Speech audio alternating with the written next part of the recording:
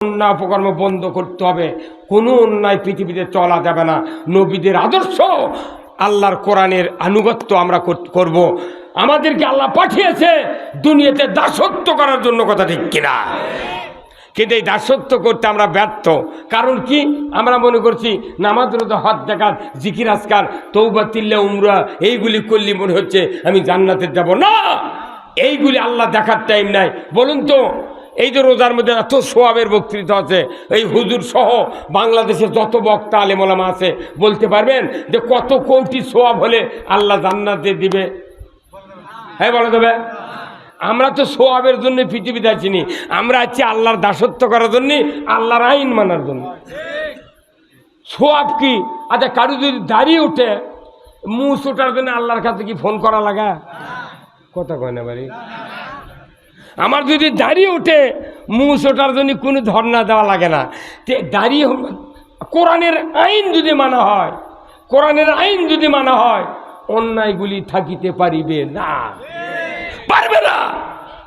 আমার ভাইরা, এই দুনিয়াতে অন্যায় বন্ধ করার জন্য কোরআনুল কারিমে আইন আছে। এই আইনগুলা দেয়া গত 1 মাস খতমে তারাবি হয়েছে বিভিন্ন মসজিদে, কথা ঠিক কিনা? সূরা মায়দার ভিতরে আল্লাহ বলেছেন, ওয়াসারিকু ওয়াসারিকাতু ফাকতাউ আইদিয়াহুমা।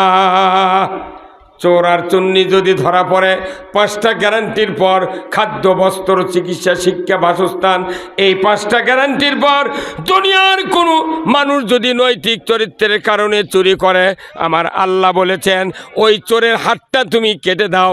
একটা চোরের হাত বাইতুল মুকাররমের উত্তর গেটে যদি কেটে দেওয়ার দৃশ্য বিটিভি, এনটিভি, এসিটিভি 21, 24, 71, 75, 76 চ্যানেলে যদি দেখানো হতো, আল্লাহর ইজ্জতের কসম, চুরি করা, হুন্ডা চুরি করা তো দূরের কথা, গরু চুরি তো দূরের কথা, মসজিদে একজোড়া স্যান্ডেল চুরি হতো না। হ্যাঁ,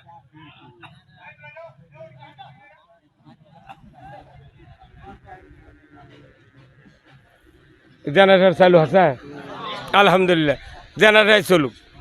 এই অন্ধকার পায় কেউ কেউ আবার উঠে চলে গেছে। এই যে দেখছেন মাঠের গেট, এই মাঠের গেটের এই পার জান্নাতের বাগান, আর ওই পার যা হচ্ছে আল্লাহর রসুল বলছেন বাজার হলো নিকৃষ্ট, আর আল্লাহর জান্নাতের বাগান হলো উৎকৃষ্ট। সামান্য মাঝখানে 5 ইঞ্চি ইটের গাঁথনি। ঠিক কিয়ামতের ময়দানে জান্নাত আর জাহান্নাম এমনভাবে আল্লাহ সেট করবেন, জান্নাতীরা জাহান্নামীদেরকে দেখতে পারবে। তাদেরকে বলা হবে, ইয়াতাসালুনা আনিল মুজরিমিন, হে অপরাধীরা, মা সালাকাকুম ফি সাকার, কোন অপরাধে তোমরা সাকার নামক জাহান্নামে প্রবেশ করেছো? তারা বলবে, কলু লাম নাকু মিনাল মুসাল্লিন, আমরা পৃথিবীতে নামাজি ছিলাম না। ধরে কোন ঠিক কিনা? এরপরে 2 নম্বর বলবে, ওয়ালাম নাকু নুতিমুল মিসকিন, আমরা মিসকিনদের ব্যাপারে ভ্রুক্ষেপ করি নাই। এরপরে বলা হবে, ওয়াকুন্না নাখুদু মাল খাইদিন, আমরা ওই দুনিয়াতে যতদিন ছিলাম ইসলামকে বিলুপ্ত করার চেষ্টা যারা করেছিল তাদের সাথে আমরা সহযোগিতায় ছিলাম। এরপরে 4 নম্বর বলা হবে, ওয়াকুন্না নুকাজ্জিবু বিয়াউমিদ্দিন, আমরা আখিরাতের বদলা দেবার দিনটাকে মিথ্যা মনে করেছিলাম, যার কারণে সাকার নামক জাহান্নামে প্রবেশ করেছি। একটু 5 ইঞ্চি গাঁথনির এপার আর উপার, ওই পার 4 স্থলের গুলতানি, এই পার জান্নাত। তোর গোনা দিন ফু রাইয়া যাবে, তোর গোনা দিন ফু রাইয়া যাবে, যৌবনে লাগবে ভাটি, ওই দেখা যায় ডাকিতেছে তোমায় কবরের মাটি। এই মানুষটাও কোনো টুপি মাথার দিয়ে একদিন বিয়ে করবে ছিল, কি ফুর্তি, এখন কেঙ্কা হচ্ছে কলজা কথা কর। গোনা দিন ফুরে যাচ্ছে, যৌবনও তো ভাটি লেগে গেছে, কথা কর। আর জানলার কাছে যায় না, আর মিস কল দেয় না, কথা ঠিক কিনা? এই জন্য কবি বলছে, তোর গোনা দিন ফুরাইয়া যাবে, যৌবনে লাগবে ভাটি, ওই দেখা যায় ডাকিতেছে তোমায় কবরের মাটি। এমন একটা লোক হাত তুলে বলেন তো, আমার কবরে যাওয়া লাগবে না? কবরে যে গেলেই 4টা প্রশ্ন করা হবে। কয়টা? এই 4টা প্রশ্ন হলো পলিটিক্যাল প্রশ্ন, রাজনৈতিক প্রশ্ন। কেউ যদি জান্নাতে যেতে চান, রাজনীতি করে জান্নাতে যেতে হবে। কেউ যদি জাহান্নামে যেতে চান, আপনাকে রাজনীতি করে জাহান্নামে যেতে হবে। এই কোরআনে কার আইন আছে? আল্লাহর আইন। আল্লাহ বলছেন ইনিল হুকমু ইল্লা লিল্লাহ, একমাত্র হুকুম চলবে কার? আল্লাহর। আল্লাহুল খলক ওয়াল আমর, সৃষ্টি করেছেন যিনি, আইন দিবেন। তাহলে আল্লাহর আইন, এটা আমাদেরকে মানা ফরজ। এখন এই আল্লাহর আইন বাদ দিয়ে যদি মানুষের আইন মানি, কি হলো? আমাদের বাংলাদেশে আল্লাহর আইন চলে না, মানুষের আইন চলে? রসুল মাত্র 1500 বছর আগে এই কোরআন দিয়ে পৃথিবী চালাছে, আর 6500 বছর আগে ইব্রাহিম আলাইহিস সালাম কুরবানি করছে ইসমাইল আলাইহিস সালামকে নিয়ে যা মিনা বাজারে। ছুরি ফেসাতে ফেসাতে ফেসাতে জব হয় না, রাগ করে তরবারি ফেলে দিছে, পাথর কাটে গেছে, ইসমাইল আলাইহিস সালামের গলা কাটেনি। তারপরে আবার নিয়ে এসে আবার ফেসাচ্ছে। আল্লাহ দেখলেন ই জব না করে ছাড়বে। আল্লাহ জিবরাইল বলছে তা তো বেশ হতে দুম্বা নিয়েছে। জিবরাইল খাড়া করেছে, ওই ছুরির তলে দুম্বা ফেলে দিয়ে, দুম্বার তখন লল্লিত ফ্যাস লাগিছে, ফুঁস করে সাউন্ড আছে, তখন মনে করছে বোধহয় এইবার ইসমাইল কাটে গেছে। চোখ খুলে দেখে তরবারির নিচে দুম্বা, ইসমাইল জিবরাইল আলাইহিস সালামের কোলে। কত বছর আগে? আজ থেকে 6500 বছর আগে ইব্রাহিম আলাইহিস সালাম গলাত কাটা কুরবানি করছে।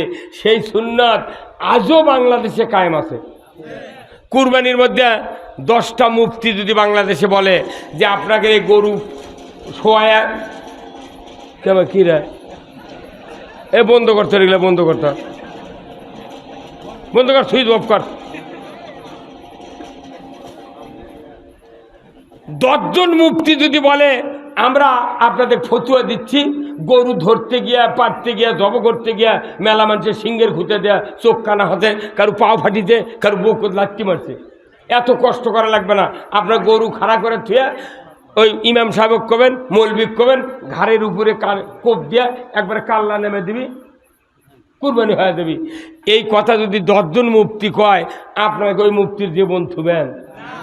তাহলে একই গলা, নিচে কাটলে হালাল, উপরে কাটলে, উপরে যদি কাটার পর একটা গরুর যদি 1 মণ গোস্ত একটা ফকিন্নিক দিয়ে 5000 টাকা দেওয়া হয়, মা তুই এটা নিয়ে যায় 5000 টাকার তরকারি মশলা টশলা কিনে এই জব করে ওই গরু যেটা ঘাড়ত জব করছি, তুই গোস্ত খাবো মা, যা 6 মাস খালি গোস্তই খাবো।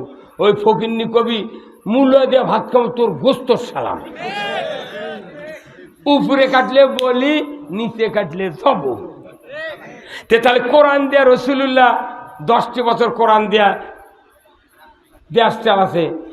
এই মাত্র 1500 বছর আগে নবী কোরআন দেয়া দেশ চালাচ্ছে। ওই ফরজ কাজ বাদ দিয়ে ওই 6500 বছর আগেকার জব করার সুন্নত মানে, কিন্তু আমার নবীর সুন্নত, আমার নবীর কাজ মানে না। এই কথা কন। এই কোরআন বাদ দিয়ে ব্রিটিশের আইন দেয়া পৃথিবী চলে। কিয়ামতের দিন যেদিন হিসাব ধরবি আল্লাহ, মাথা অটো হয়ে যাবি কইলে। এটা মনে করেননি যে টাকা দিয়ে কিয়ামতের ময়দান পার হবো। এক একটা পেতন হবি কব্বের মধ্যে, হাতুর দিয়ে, লোয়ার হাতুর দিয়ে কানতি গুড়াবি। সূরা হাদীদে আছে, আল্লাহ বলছেন যে যারা কান দিয়ে কোরআনের কথা শোনে মানে না, তাদের কবরের ভেতরে হাতুর দিয়ে কানতি পেটাবে। কানত বাড়ালে কোনো জাতা লাগে না, এটি কোনো গোস্ত নাই, খালি পাতলা হাড্ডি আছে, জিউজান শেষ হয়ে যাবে।